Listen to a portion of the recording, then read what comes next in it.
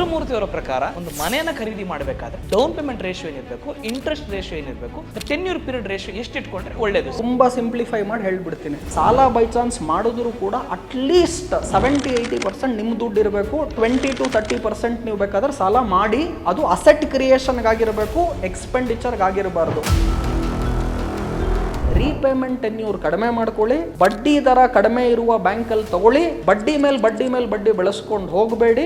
ನಮ್ಮ ಆತ್ಮತೃಪ್ತಿಗೆ, ನಮ್ಮ ಫ್ಯಾಮಿಲಿಗೆ ಒಂದು ಸ್ವಂತ ಮನೆ ಇರೋದು ಒಳ್ಳೆಯದು.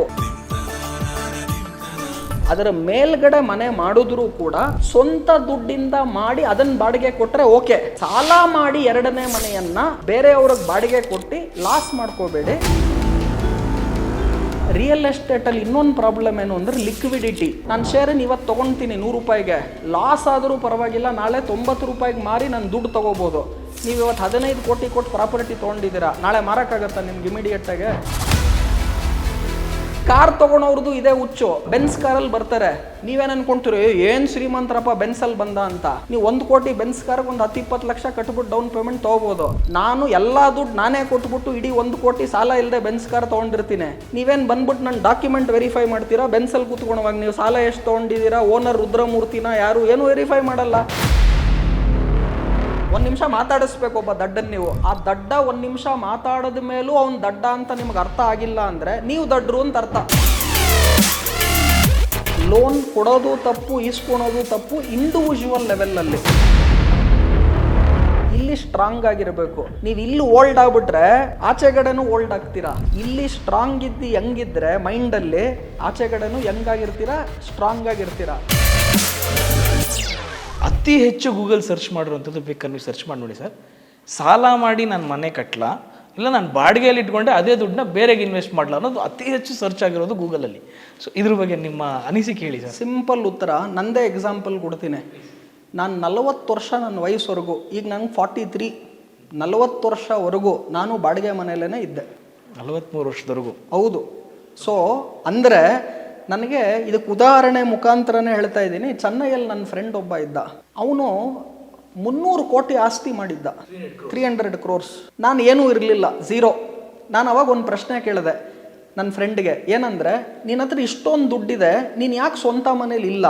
ಅವನು ಇವಾಗಲೂ ಕೂಡ ಬಾಡಿಗೆ ಮನೇಲಿ, ಈಗಲೂ ಕೂಡ ಬಾಡಿಗೆ ಮನೇಲಿ ಇದ್ದಾನೆ. ತಿಂಗಳಿಗೆ 1.5 ಲಕ್ಷ ಬಾಡಿಗೆ ಕಟ್ತಾನೆ. ತಿಂಗಳಿಗೆ ಗಂಡ ಹೆಂಡತಿ, ಒಂದು ಮಗ, ತಾಯಿ, ಇಷ್ಟೇ ಜನ ಇರೋದು. ಗಂಡ ಹೆಂಡತಿ ಮಗ ತಾಯಿ, ತಿಂಗಳಿಗೆ 1.5 ಲಕ್ಷ ಬಾಡಿಗೆ ಕಟ್ತಾನೆ. ನಾನಂದೆ ಏನಕ್ಕೆ 300 ಕೋಟಿ ಆಸ್ತಿ ಇದೆ, ಒಂದು ಮನೆ ತೊಗೊಳ್ಬಾರ್ದ ಅಂತ ಹೇಳಿದೆ. ಅವನು ಓದಿರೋದು 5ನೇ ಕ್ಲಾಸ್, ಮಾರ್ವಾಡಿ. ಬಟ್ ನಾನು CA ಓದಿ 5 ಮಾಸ್ಟರ್ ಡಿಗ್ರಿ ಮಾಡಿದ್ರು ಕೂಡ ಈ ಬುದ್ಧಿ ನನಗೆ ಯಾರೂ ಹೇಳ್ಕೊಡ್ಲಿಲ್ಲ. CAಲೂ ಹೇಳ್ಕೊಡ್ಲಿಲ್ಲ, 5 ಮಾಸ್ಟರ್ ಡಿಗ್ರಿಲೂ ಹೇಳ್ಕೊಟ್ಟಿಲ್ಲ.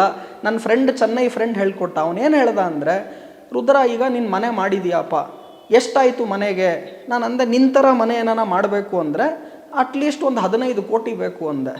ಅವನಂದ ಆಯಿತು ಕರೆಕ್ಟ್, ಇದಕ್ಕೆ ನಾನು ಬಾಡಿಗೆ ಎಷ್ಟು ಕಟ್ತಿದ್ದೀನಿ? 1.5 ಲಕ್ಷ ಕಟ್ತಿದ್ದಾನೆ ತಿಂಗಳಿಗೆ. ಅದೇ 15 ಕೋಟಿ ದುಡ್ಡು ನಾನು ಬ್ಯಾಂಕ್ FDಲಿ ಇಡ್ತೀನಿ ಅಂತ ಹೇಳ್ದ. ಬ್ಯಾಂಕ್ FDಲಿ ನೀವು 15 ಕೋಟಿ ಇಟ್ಟರೆ ತಿಂಗಳಿಗೆ ಎಷ್ಟು ಬಡ್ಡಿ ಬರುತ್ತೆ ಅಂತ ನೀವು ಲೆಕ್ಕ ಮಾಡಿ. ನಾನು 7% ವರ್ಷಕ್ಕೆ ಬಡ್ಡಿ ಲೆಕ್ಕ ಹಾಕ್ತೀನಿ. 15 ಕೋಟಿಗೆ 7% ವರ್ಷದ ಬಡ್ಡಿ ಅಂದರೆ ಎಷ್ಟಾಯಿತು ಅಂತ ತಾವು ಲೆಕ್ಕ ಹಾಕಿದ್ರೆ 15 ಕೋಟಿಗೆ ಹತ್ತತ್ರ 10% ಇಂಟ್ರೆಸ್ಟ್ ಅಂದರೆ 15 ಕೋಟಿಗೆ 1.5 ಕೋಟಿ ಆಯಿತು. 5% ಅಂದರೆ 75 ಲಕ್ಷ ಆಯಿತು. 7% ಅಂದರೆ ಒಂದು 90 ಲಕ್ಷ ಆಯಿತು. ವರ್ಷಕ್ಕೆ 90 ಲಕ್ಷ ಅಂದರೆ ತಿಂಗಳಿಗೆ ಎಷ್ಟಾಯಿತು ಅಂತ ನೀವು ಲೆಕ್ಕ ಹಾಕಿದ್ರೆ ಒಂದು 7.5-8 ಲಕ್ಷ ಆಯಿತು ತಿಂಗಳಿಗೆ. ಸೊ ನೀವು 15 ಕೋಟಿ ಮನೆ ತೊಗೊಳೋ ಬದಲು ಅದನ್ನು ನಾನೇನ ಬ್ಯಾಂಕ್ FDಲಿ ಇಟ್ಟರೆ ತಿಂಗಳಿಗೆ ನನಗೆ ಎಷ್ಟು ಬರುತ್ತೆ? ತಿಂಗಳಿಗೆ ಒಂದು 8 ಲಕ್ಷ ಬರುತ್ತೆ. ಅವನಂದ ನನಗೆ 8 ಲಕ್ಷ ಬರುತ್ತಲ್ಲ ತಿಂಗಳಿಗೆ, ಅದರಲ್ಲಿ 1.5 ಲಕ್ಷ ಬಾಡಿಗೆ ಕಟ್ತಾ ಇದ್ದೀನಿ. ಆಮೇಲೆ ಪ್ರತಿ 3 ವರ್ಷಕ್ಕೆ ಬೇರೆ ಬೇರೆ ಮನೆ ತೊಗೊಳ್ತೀನಿ ನಾನು. ಮನೆಗೆ ಬಂದವ್ರು ಯಾರೂ ಕೂಡ ನನಗೆ ಇದು ಸ್ವಂತ ಮನೆನ ಬಾಡಿಗೆ ಮನೆನ ಕೇಳಲ್ಲ. ಈಗ ನೀವು ನಮ್ಮ ಮನೆಗೆ ಬಂದರೆ ನೀವೇ ನನ್ನ ಡಾಕ್ಯುಮೆಂಟ್ ವೆರಿಫೈ ಮಾಡಿದ್ದೀರಾ, ಇದು ನನ್ನ ಸ್ವಂತ ಮನೆ, ರುದ್ರಮೂರ್ತಿ ಹೆಸರಲ್ಲಿದೆ, ಸಾಲ ಎಷ್ಟು ಮಾಡಿದ್ದೀನಿ, ಏನು ನಿಮಗೇನೂ ಗೊತ್ತಿಲ್ಲ. ನಾನು ಹೇಳಿದ್ರಲ್ವ ಗೊತ್ತಾಗೋದು. ನಾನು ಏನೂ ಹೇಳ್ತಾ ಇಲ್ಲ. ನಾನು ಪ್ರತಿ 3 ವರ್ಷಕ್ಕೆ ಮನೆ ಚೇಂಜ್ ಮಾಡ್ತೀನಿ, 1.5 ಲಕ್ಷ ಬಾಡಿಗೆ ಕಟ್ತೀನಿ, ನಾನು ಸ್ಟಿಲ್ ದುಡ್ಡು ಸೇವ್ ಮಾಡಿದ್ದೀನಿ. ಸ್ವಂತ ಮನೆ ನಾನು ಯಾಕೆ ಕಟ್ಟಬೇಕು ಅಂತ ಕೇಳ್ದ ನನ್ನ ಫ್ರೆಂಡು. ನಾನು ಕೂಡ ಇದನ್ನು ತಿಳ್ಕೊಂಡ ಮೇಲೆ ಮನೆ ಇನ್ವೆಸ್ಟ್ಮೆಂಟ್ ವೇಸ್ಟು ಅಂತ ಮಾಡಿರಲಿಲ್ಲ. ಆದರೆ ನಮ್ಮ ಮನಸ್ಸಿನಲ್ಲಿ ನಮ್ಮದೇ ಆದ ಒಂದು ಸ್ವಂತ ಮನೆ, ನಿಮಗೆ ನಾನು ಸುಳ್ಳು ಹೇಳ್ಬೋದು, ನನಗೆ ನಾನು ಸುಳ್ಳು ಹೇಳ್ಕೊಳಕ್ಕಾಗೋದಿಲ್ಲ. ನನಗೆ ಒಂದು ಸ್ವಂತ ಮನೆ ಇರಲಿ, ನಮ್ಮ ತಂದೆ ತಾಯಿ ಹೆಂಡತಿ ಮಕ್ಳಿಗೊಂದು ಮನೆ ಇರಲಿ, ಅವ್ರಿಗೆ ನಾನು ಸುಳ್ಳು ಹೇಳೋಕ್ಕಾಗಲ್ಲ. ಅದಕ್ಕೋಸ್ಕರ ಒಂದು ಸ್ವಂತ ಮನೆ ಇರಬೇಕು. ನನ್ನ ಫ್ರೆಂಡ್ ಚೆನ್ನೈ ಫ್ರೆಂಡ್ ಹೇಳಿರೋದನ್ನು ಫಾಲೋ ಮಾಡಬೇಡಿ. ಅವ್ನು ಒಂದೂ ಸ್ವಂತ ಮನೆ ಇರಬಾರ್ದು, ಬಾಡಿಗೆ ಮನೇಲಿ ಇರೋಣ, ಯಾರನ್ನ ಕೇಳಿದ್ರೆ ನನ್ನ ಸ್ವಂತ ಮನೆ ಅಂತ ಹೇಳೋಣ. ಈ ಕಾರ್ ತೊಗೊಳೋರ್ದು ಇದೇ ಹುಚ್ಚು. ಬೆನ್ಸ್ ಕಾರಲ್ಲಿ ಬರ್ತಾರೆ. ನೀವೇನು ಅನ್ಕೊಂತೀರಿ, ಏನು ಶ್ರೀಮಂತರಪ್ಪ ಬೆನ್ಸಲ್ಲಿ ಬಂದ ಅಂತ. ಬರೀ 10 ಲಕ್ಷ ರೂಪಾಯಿ ಡೌನ್ ಪೇಮೆಂಟ್ ಮಾಡಿದ್ರೆ ಮಿಕ್ಕಿದ ಸಾಲ ಕೊಡ್ತಾರೆ. ನೀವು 1 ಕೋಟಿ ಬೆನ್ಸ್ ಕಾರ್ಗೆ ಒಂದು 10-20 ಲಕ್ಷ ಕಟ್ಬಿಟ್ಟು ಡೌನ್ ಪೇಮೆಂಟ್ ತೊಗೋಬೋದು. ನಾನು ಎಲ್ಲ ದುಡ್ಡು ನಾನೇ ಕೊಟ್ಬಿಟ್ಟು ಇಡೀ 1 ಕೋಟಿ ಸಾಲ ಇಲ್ಲದೆ ಬೆನ್ಸ್ ಕಾರ್ ತೊಗೊಂಡಿರ್ತೀನಿ. ನೀವೇನು ಬಂದ್ಬಿಟ್ಟು ನನ್ನ ಡಾಕ್ಯುಮೆಂಟ್ ವೆರಿಫೈ ಮಾಡ್ತೀರಾ? ಬೆನ್ಸಲ್ಲಿ ಕೂತ್ಕೊಳುವಾಗ ನೀವು ಸಾಲ ಎಷ್ಟು ತೊಗೊಂಡಿದ್ದೀರಾ, ಓನರ್ ರುದ್ರಮೂರ್ತಿನ ಯಾರು, ಏನು ವೆರಿಫೈ ಮಾಡಲ್ಲ. ಸೊ ನಮ್ಮ ಫ್ರೆಂಡ್ ಏನು ಹೇಳ್ತಿದ್ದ, ಚೆನ್ನೈ ಫ್ರೆಂಡು, ನಿಮ್ಮ ಪಾಡಿಗೆ ನೀವು ಯಾವುದೋ ಬಾಡಿಗೆ ಮನೇಲಿ ಇರ್ರಿ, ಯಾರೋ ಬಂದ್ರೆ ಅವ್ರೇನು ಕೇಳ್ತಾರ ಇದು ಸ್ವಂತ ಮನೆನಾ ಬಾಡಿಗೆ ಮನೆನಾ, ಕೇಳಿದ್ರು ಸ್ವಂತ ಮನೆ ಅಂತ ಹೇಳ್ರಿ. ಏನು ಅಗ್ರಿಮೆಂಟ್ ಡಾಕ್ಯುಮೆಂಟ್ ವೆರಿಫೈ ಮಾಡ್ತಾರಾ? ಮಾಡಲ್ಲ. ಆದರೆ ನಾನೇನು ಹೇಳ್ತೀನಿ, ನಿಮಗೆ ಸ್ವಂತ ಮನೆ ಒಂದು ಇರಬೇಕು. ಯಾಕೆ ಅಂದರೆ ನಮ್ಮ ಮನಃಶಾಂತಿಗೆ, ನಮ್ಮ ಆತ್ಮತೃಪ್ತಿಗೆ, ನಮ್ಮ ಫ್ಯಾಮಿಲಿಗೆ ಒಂದು ಸ್ವಂತ ಮನೆ ಇರೋದು ಒಳ್ಳೆಯದು. ಅದರ ಮೇಲ್ಗಡೆ ಮನೆ ಮಾಡಿದ್ರೂ ಕೂಡ ಸ್ವಂತ ದುಡ್ಡಿಂದ ಮಾಡಿ ಅದನ್ನು ಬಾಡಿಗೆ ಕೊಟ್ಟರೆ ಓಕೆ. ಸಾಲ ಮಾಡಿ 2ನೇ ಮನೆಯನ್ನು ಬೇರೆಯವ್ರಿಗೆ ಬಾಡಿಗೆ ಕೊಟ್ಟು ಲಾಸ್ ಮಾಡ್ಕೋಬೇಡಿ. ಅದ್ರ ಬದಲು ರಿಯಲ್ ಎಸ್ಟೇಟ್ ಇನ್ವೆಸ್ಟ್ಮೆಂಟಾಗಿ ನೋಡಬೇಕು ಅಂದರೆ ಒಂದು ಮನೆಗೆ ಇನ್ವೆಸ್ಟ್ಮೆಂಟ್ ಎಲ್ಲ ನೋಡಬೇಡೋದು, ಲೆಕ್ಕ ಎಲ್ಲ ಮಾಡಬಾರ್ದು. ನನ್ನ ಚೆನ್ನೈ ಫ್ರೆಂಡ್ ಥರ ಹಿಂಗೆ ಲೆಕ್ಕ ಮಾಡಬೇಡಿ. ಒಂದು ಸ್ವಂತ ಮನೆ ಇಟ್ಕೊಳ್ಳಿ, ಆತ್ಮತೃಪ್ತಿಗೆ, ಫ್ಯಾಮಿಲಿಗೋಸ್ಕರ ಮತ್ತು ನಿಮ್ಮ ಮನಃಶಾಂತಿಗೆ, ಮೈಂಡ್ ಪವರ್ಗೆ ಬೇಕು. ಇನ್ನೊಂದು ಮನೆಯನ್ನು ತಗೊಂಡು ಅದಕ್ಕೆ ಸಾಲ ಮಾಡಿ ತಗೊಂಡು ಅದನ್ನು ಬಾಡಿಗೆ ಕೊಟ್ಟು ಲಾಸ್ ಮಾಡ್ಕೋಬೇಡಿ. ಸ್ವಂತ ಸೇವಿಂಗಿಂದ ಇನ್ನೊಂದು ಮನೆಯನ್ನು ಬಾಡಿಗೆ ಕೊಟ್ಟರೆ ಓಕೆ. ಅಥವಾ ಲ್ಯಾಂಡ್ ಇನ್ವೆಸ್ಟ್ಮೆಂಟ್ ಮಾಡಿ, ಅಥವಾ ಕಮರ್ಷಿಯಲ್ ಪ್ರಾಪರ್ಟಿಗೆ ಇನ್ವೆಸ್ಟ್ಮೆಂಟ್ ಮಾಡಿ. ಆದರೆ ನನ್ನ ಪ್ರಕಾರ ರಿಯಲ್ ಎಸ್ಟೇಟಲ್ಲಿ ಇನ್ನೊಂದು ಪ್ರಾಬ್ಲಮ್ ಏನು ಅಂದರೆ ಲಿಕ್ವಿಡಿಟಿ. ನಾನು ಶೇರನ್ನು ಇವತ್ತು ತೊಗೊಳ್ತೀನಿ 100 ರೂಪಾಯಿಗೆ, ಲಾಸ್ ಆದರೂ ಪರವಾಗಿಲ್ಲ, ನಾಳೆ 90 ರೂಪಾಯಿಗೆ ಮಾರಿ ನಾನು ದುಡ್ಡು ತೊಗೋಬೋದು. ನೀವು ಇವತ್ತು 15 ಕೋಟಿ ಕೊಟ್ಟು ಪ್ರಾಪರ್ಟಿ ತೊಗೊಂಡಿದ್ದೀರಾ, ನಾಳೆ ಮಾರೋಕ್ಕಾಗತ್ತಾ ನಿಮ್ಗೆ ಇಮಿಡಿಯೇಟಾಗೆ? ನಾನು 14 ಕೋಟಿಗೆ ಮಾರಕ್ಕೆ ರೆಡಿ ಇದ್ದೀನಿ. 15 ಕೋಟಿಗೆ ಇವತ್ತು ತೊಗೊಂಡೆ, ನಾಳೆ 14 ಕೋಟಿಗೆ ನಾನು ಮಾರಕ್ಕೆ ರೆಡಿ ಇದ್ದೀನಿ. ನಾಳೆ ಬೆಳಗ್ಗೆ ಮಾರೋಕ್ಕಾಗತ್ತಾ ನಿಮಗೆ ಪ್ರಾಪರ್ಟಿ? ಲಿಕ್ವಿಡಿಟಿ ಇಶ್ಯೂ ಇರುತ್ತೆ ರಿಯಲ್ ಎಸ್ಟೇಟಲ್ಲಿ ಒಂದು. ಎರಡನೇದು, ರಿಯಲ್ ಎಸ್ಟೇಟನ್ನು ಸಾಲ ಮಾಡಿ ತೊಗೊಂಡು ಇನ್ನೊಬ್ಬರಿಗೆ ಅದನ್ನು ಬಾಡಿಗೆ ಕೊಡುವಷ್ಟು ಮೂರ್ಖತನ ಇನ್ನೊಂದಿಲ್ಲ ಅಂತ ನಿಮ್ಮ ಕಾರ್ಯಕ್ರಮದ ಮುಖಾಂತರ ಗೊತ್ತಾಗಿದೆ.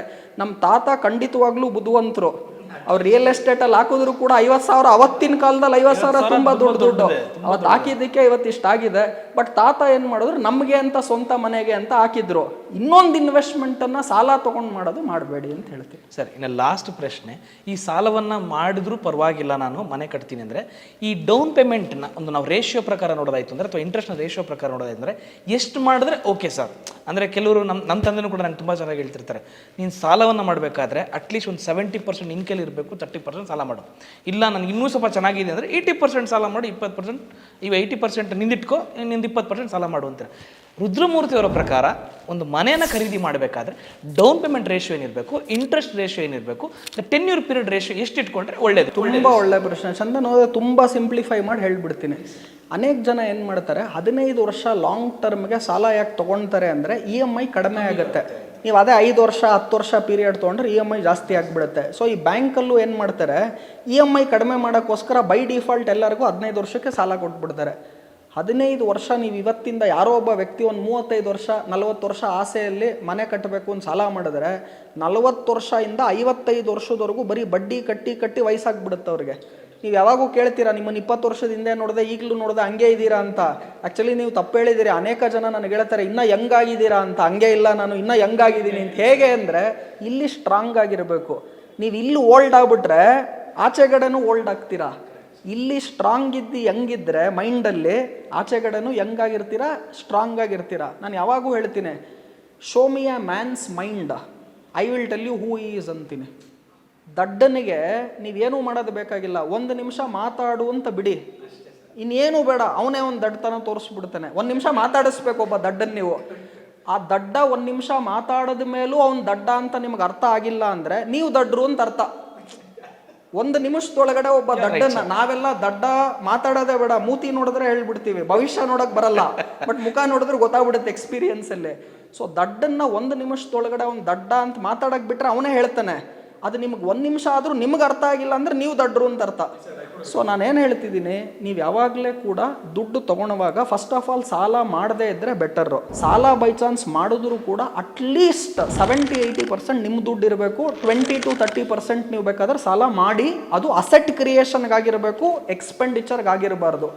ಆಮೇಲೆ ವೆರಿ ಇಂಪಾರ್ಟೆಂಟ್, ಈ 15 ಇಯರ್ಸ್ ಲಾಂಗ್ ರೀಪೇಮೆಂಟ್ ಹೋದಾಗ ಏನಾಗುತ್ತೆ, 40 ವರ್ಷದಿಂದ 55 ವರ್ಷದವರೆಗೂ ಸಾಲ ಕಟ್ತಾನೆ ಇರ್ತೀರ.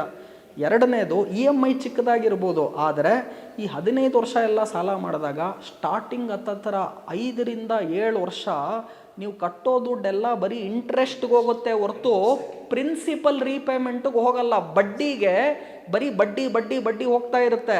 ನೀವು ಕಟ್ಟೋ EMIಯಲ್ಲಿ ಅಸಲು ಹೋಗೋದು ಏನೂ ಇರಲ್ಲ ಸ್ಟಾರ್ಟಿಂಗ್ 5 ಇಯರ್ಸ್. ಹಾಗಾಗಿ ನೀವು ಸಾಲ ತೊಗೊಂಡ್ರೂ ಕೂಡ ಅರ್ಲಿ ರೀಪೇಮೆಂಟ್ ಏನಾನ ಆದರೆ ಮಾಡಿಬಿಡಿ. ಸೊ ಅಂದರೆ ನನಗೆಲ್ಲೋ ಬೇರೆ ಕಡೆಯಿಂದ ದುಡ್ಡು ಬಂತು, ಅಲ್ಲಿ 15 ವರ್ಷ ಸಾಲ ಇದೆ ಅಂತ ಇಟ್ಕೊಂಡ್ಬಿಡಿ, 2 ವರ್ಷದಲ್ಲೇ ನಮಗೆಲ್ಲೋ ದುಡ್ಡು ಬಂತು, ಆ ದುಡ್ಡನ್ನು ತೀರಿಸ್ಬಿಡಿ.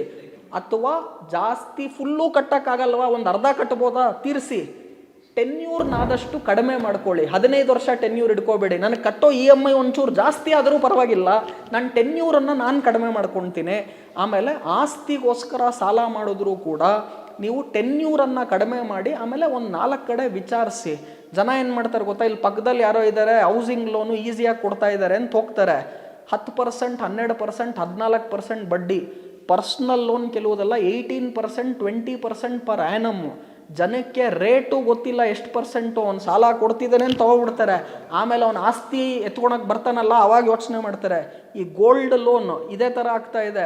ಅವ್ರು ಯಾರೋ ಬರ್ತಾರೆ, ನಿಮ್ಮ ಚಿನ್ನ ಇಟ್ಬಿಡಿ ನಾವು ದುಡ್ಡು ಕೊಟ್ಟು ಬಿಡ್ತೀವಿ ಅಂತ ಹೇಳ್ತಾರೆ. ನಾಳೆ ನೀವು ಅದನ್ನು ವಾಪಸ್ಸಂತೂ ನಿಮ್ಮ ಚಿನ್ನನ ಮರ್ತೋಗ್ಬಿಡ್ಬೇಕು, ವಾಪಸ್ಸಂತೂ ಅದು ಬರೋದಿಲ್ಲ.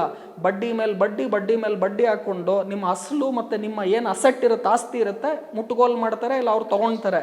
ಈ ಮಿಸ್ಟೇಕ್ ಮಾಡಬೇಡಿ. ಸೊ 80% ನಿಮ್ಮ ದುಡ್ಡಿದ್ದರೆ ಒಳ್ಳೆಯದು. ರೀಪೇಮೆಂಟ್ ಟೆನ್ಯೂರ್ ಕಡಿಮೆ ಮಾಡ್ಕೊಳ್ಳಿ, ಬಡ್ಡಿ ದರ ಕಡಿಮೆ ಇರುವ ಬ್ಯಾಂಕಲ್ಲಿ ತಗೊಳ್ಳಿ. ಆಮೇಲೆ ಬಡ್ಡಿ ಮೇಲೆ ಬಡ್ಡಿ ಮೇಲೆ ಬಡ್ಡಿ ಬೆಳೆಸ್ಕೊಂಡು ಹೋಗಬೇಡಿ. ಬೇರೆ ಎಲ್ಲನ ದುಡ್ಡು ಬಂತು ಅಂದರೆ ಆದಷ್ಟು ಬೇಗ ಇದನ್ನು ರೀಪೇ ಮಾಡಿ. 15 ವರ್ಷಕ್ಕೆ ಸಾಲ ಕೊಡ್ತಾ ಇದ್ದಾನೆ, ನಂಗೆ ಕಟ್ಟೋ EMI ಕಡಿಮೆ ಆಗ್ತಿದೆ ಅಂತ ಮೋಸ ಹೋಗ್ಬಿಟ್ಟು ದೊಡ್ಡ ಪೀರಿಯಡ್ಗೆ ಸಾಲ ಖಂಡಿತವಾಗ್ಲೂ ಮಾಡ್ಕೋಬೇಡಿ.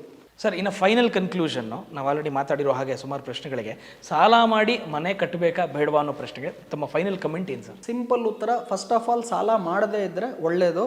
ನಿಮ್ಮ ಇನ್ಕಮ್ಮಲ್ಲಿ ಏನು ಬರುತ್ತೆ ಖರ್ಚು ಕಡಿಮೆ ಮಾಡಿಕೊಂಡು ಏನು ಉಳಿಯುತ್ತಲ್ಲ ಅದೇ ದುಡ್ಡಲ್ಲಿ ನೀವು ಇನ್ವೆಸ್ಟ್ಮೆಂಟನ್ನು ಮಾಡಿ ಖರ್ಚನ್ನು ಮಾಡಿ. ಸಾಲ ಮಾಡದೇ ಇರೋದೇ ಒಳ್ಳೆಯದು. ಬೈ ಚಾನ್ಸ್ ಮಾಡಬೇಕು ಅಂದರೂ ಕೂಡ ಟೆಂಪರವರಿ ಪೀರಿಯಡ್ ಅಥವಾ ಕಡಿಮೆ ಅವಧಿಗೆ ಮಾತ್ರ ಸಾಲ ಮಾಡಿ. ಹಾಗೂ ಅಸೆಟ್ ಕ್ರಿಯೇಷನ್, ಆಸ್ತಿ ಮಾಡೋದಕ್ಕೆ ಸಾಲ ಮಾಡ್ಬೋದು, ಖರ್ಚು ಮಾಡೋದಕ್ಕೆ ಸಾಲ ಮಾಡಬೇಡಿ. ಬೈ ಟುಡೇ ಪೇ ಲೇಟರ್ ಇಂಥ ಸ್ಕೀಮ್ಗಳಿಗೆ ಹೋಗಬೇಡಿ. ಹಾಗೂ ಇದೆಲ್ಲ ವಿಚಾರದ ಮುಖ್ಯ ಉದ್ದೇಶ ನನಗೇನಾಗಿದೆ ಅಂದರೆ, ಲೋನ್ ಕೊಡೋದು ತಪ್ಪು, ಈಸ್ಕೊಳೋದು ತಪ್ಪು ಇಂಡಿವಿಜುವಲ್ ಲೆವೆಲಲ್ಲಿ. ಬೇರೆ ಯಾರೋ ಲೋನ್ ತೊಗೊಳ್ತಾರೆ ಅಂದ್ಬಿಟ್ಟು ಸಾಲದ ಸುಳಿಯಲ್ಲಿ ಸಿಕ್ಕಾಕೊಂಡ್ಬೇಡಿ. ಹಾಗೂ ಸಾಲ ಮಾಡಿ ಇನ್ನೊಂದು ಅಪಾರ್ಟ್ಮೆಂಟ್ ತೊಗೊಂಡು ಅದನ್ನು ಬಾಡಿಗೆ ಕೊಟ್ಟು ನಾನು ಬಡ್ಡಿ ಕಟ್ತಾ ಹೋದರೆ ಇದು ದೊಡ್ಡ ತಪ್ಪು. ಹಾಗೂ ನಮ್ಮ ತಾತನ ಇನ್ವೆಸ್ಟ್ಮೆಂಟ್ ಬಗ್ಗೆ ಆಲ್ರೆಡಿ ಹೇಳಿದ್ದೀನಿ. ಬೇರೆ ಬೇರೆ ಅಸೆಟ್ ಕ್ಲಾಸ್ಗಳಲ್ಲಿ ವಿಂಗಡಣೆ ಮಾಡಿ ಹೂಡಿಕೆ ಮಾಡಿ. ಹಾಗೂ ಇದೆಲ್ಲದಕ್ಕೂ ಮುಖ್ಯವಾಗಿ ಈ ಕೆಲವ್ರು ಹೇಳ್ತಾರೆ, ಸರ್ ನಾವು ಈ ಕಾರ್ಯಕ್ರಮ ಮುಂಚೆನೇ ನೋಡಬೇಕಿತ್ತು, ನಾವೀಗ ಆಲ್ರೆಡಿ ಸಾಲ ಮಾಡಿ ಇನ್ನೊಂದು ಮನೆ ತೊಗೊಂಡು ಅಪಾರ್ಟ್ಮೆಂಟ್ ಕೊಟ್ಬಿಟ್ಟು ಏನೋ ಮಾಡಿಬಿಟ್ಟಿದ್ದೀವಿ, ಏನು ಮಾಡಬೇಕು ಗೊತ್ತಾಗ್ತಾ ಇಲ್ಲ, ಈ ಕಾರ್ಯಕ್ರಮ ನೋಡಿದ ಮೇಲೆ ಇವಾಗ ಫ್ಲ್ಯಾಶ್ ಆಯಿತು. ಅಥವಾ ಇನ್ನೊಬ್ಬರು ಕ್ವಶನ್ ಕೇಳ್ತಾರೆ, ನಾನೀಗ ಲಾಂಗರ್ ಟರ್ಮ್ಗೆ ಲೋನ್ ತೊಗೊಂಡ್ಬಿಟ್ಟಿದ್ದೀನಿ, ಈಗ ಕಡಿಮೆ ಟರ್ಮ್ಗೆ ಮಾಡ್ಬೋದಾ, ಏನು ಮಾಡಬೇಕು ನಂಗೆ ಅರ್ಥ ಆಗ್ತಿಲ್ಲ, ಮಿಸ್ಟೇಕ್ ಮಾಡಿಬಿಟ್ಟೆ ಈ ಕಾರ್ಯಕ್ರಮ ಮುಂಚೆ ಬರಬೇಕಿತ್ತು ಅಂತ. ಬೇಜಾರು ಮಾಡ್ಕೊಳೋದು ಬೇಡ. ತಪ್ಪು ಮಾಡೋದು ತಪ್ಪಲ್ಲ, ಮಾಡಿರೋ ತಪ್ಪನ್ನು ತಿಳ್ಕೊಂಡು ತಿದ್ದದೇ ಹೋದರೆ ಅದೇ ತಪ್ಪು. ಸೊ ಇದನ್ನು ಹೇಗೆ ತಿದ್ದಬೇಕು, ನಿಮ್ಮ ಪ್ರಶ್ನೆಗಳೇನು, ಇದಕ್ಕೆ ಈ ಥರ ಇನ್ನೂ ಅಡಿಷ್ನಲ್ ಕ್ವಶನ್ಸ್ಗಳೇನೇನಿದೆ ಅದಕ್ಕೆಲ್ಲ ಉತ್ತರ ಕೊಡ್ತೀನಿ. ಆದರೆ ಅದಕ್ಕೆ ಮುಂಚೆ ಫಸ್ಟು ಕಾರ್ಯಕ್ರಮದಲ್ಲಿ ಅವ್ರು ಏನು ಕಲ್ತ್ಕೊಂಡ್ರು ಹಾಗೂ ಕಾರ್ಯಕ್ರಮದಲ್ಲಿ ಏನು ಇಷ್ಟ ಆಯಿತು ಅನ್ನುವ ಒಂದು ಕಮೆಂಟ್ ಬರೀಲೇಬೇಕು. ಅದು ಬರೆದಾದ ನಂತರ ಅದಕ್ಕೆ ಏನಾನ ಪ್ರಶ್ನೆ ಕೇಳಿದ್ರೆ ಅವರು ಅದಕ್ಕೆ ಖಂಡಿತ ತೊಗೊಂಡು ಉತ್ತರ ಕೊಡೋಣ ಮುಂದಿನ ಸಂಚಿಕೆಗಳಲ್ಲಿ. ಸೊ ರುದ್ರಮೂರ್ತಿ ಸರ್ ಹೇಳ್ತಿರೋ ಪ್ರಕಾರ ಈ ವೀಕ್ಷಕರು ಯಾರು ಈ ವಿಡಿಯೋ ನೋಡಿದ್ದೀರಾ, ನಿಮ್ಮ ಅನಿಸಿಕೆಯನ್ನು ಮೊದಲನೇದಾಗಿ ಬರೀಬೇಕು. ಇದು ಹೇಗಿತ್ತು, ಈ ಕಾರ್ಯಕ್ರಮ ಹೇಗೆ ಬಂದಿದೆ ಅಂತ. ನಂತರ ತಮ್ಮ ಯಾವುದೇ ಪ್ರಶ್ನೆಗಳಿದ್ರು ಕೂಡ ಮುಂದಿನ ಸಂಚಿಕೆಯಲ್ಲಿ ಸರ್ ಜೊತೆ ಕೂತ್ಕೊಂಡು ಅದಷ್ಟರ ಬಗ್ಗೆ ಕೂಡ ಇನ್ ಡೀಟೇಲ್ ಆಗಿ ಮಾತಾಡೋಣ. ದಿಸ್ ಇಸ್ ಬಾಸ್ ವಾಲಾ, Chandan signing off. Bye. Boss ವಾಲಾ, ಬಿ ದ ಬಾಸ್.